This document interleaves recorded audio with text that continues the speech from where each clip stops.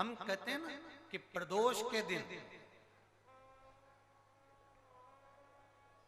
बेलपत्री का वृक्ष, पीपल का वृक्ष, आंवले का वृक्ष, बड़ का वृक्ष या शंकर का शिवालय, फिर से सुन लेना, पीपल का वृक्ष, बेलपत्र का वृक्ष, आंवले का वृक्ष, बट का वृक्ष या फिर शंकर का, जम के बोलो, शिवालय। शिवालय का मतलब शंकर का मंदिर या शिव।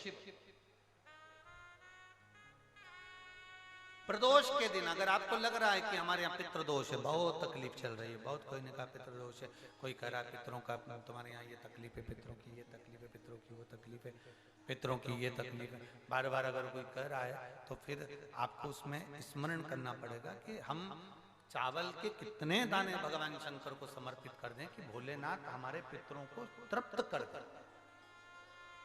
हम तृप्त नहीं करेंगे, हमारी सामर्थ्यता नहीं है कि हम पितरों को तृप्त कर सकते। आप में से कोई है जो पितरों को तृप्त कर सकता है? संसार में कोई नहीं जन्मा जो अपने पितरों को, अपने पूर्वजों को तृप्त कर दे।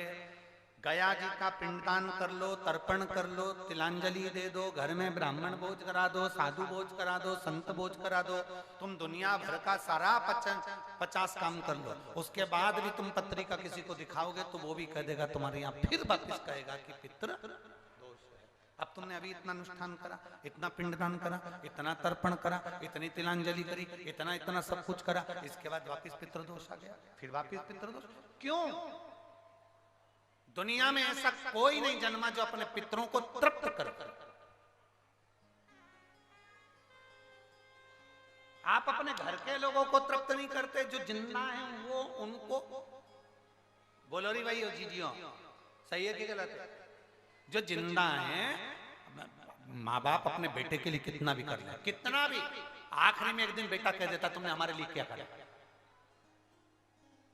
बहू के लिए कितना कर लो, आखिरी में बहू कह देगी वो तो जेठानी को ज्यादा करती है, देवरानी को ज्यादा करती है, हमको करती है, अपनी ननद को ज्यादा करती है, बेटी को ज्यादा करती है, बेटी को लगता है कि बहू को ज्यादा करती है,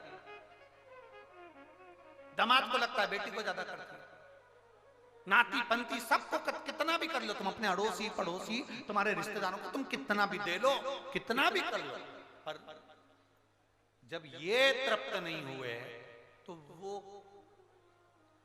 बोलो तो कैसे हो जाएगा?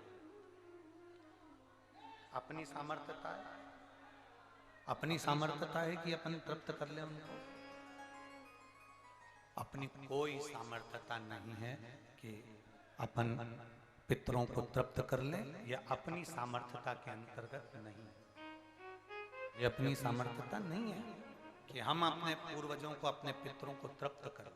तृप्त कौन करेगा?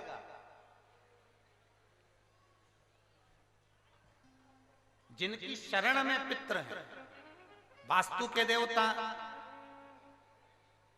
भगवान शंकर, काल सर्प दोष के देवता भगवान शंकर, जितने दोष होते हैं पितृ दोष के देवता भगवान शंकर, तो हम तृप्त नहीं कर सकते। अगर इनको तृप्त करेंगे तो देव अधिदेव महादेव करेंगे।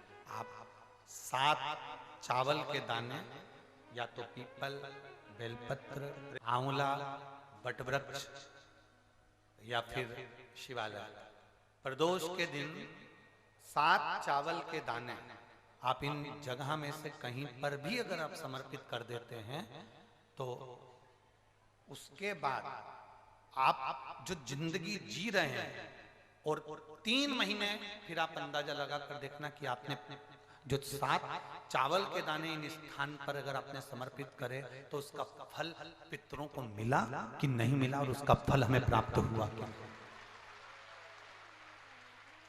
ये वो स्थान है जहां प्रदोष के दिन 7 अक्षत चावल का दाना भी हमारे पितरों को, पूर्वजों को तृप्त कर देता है।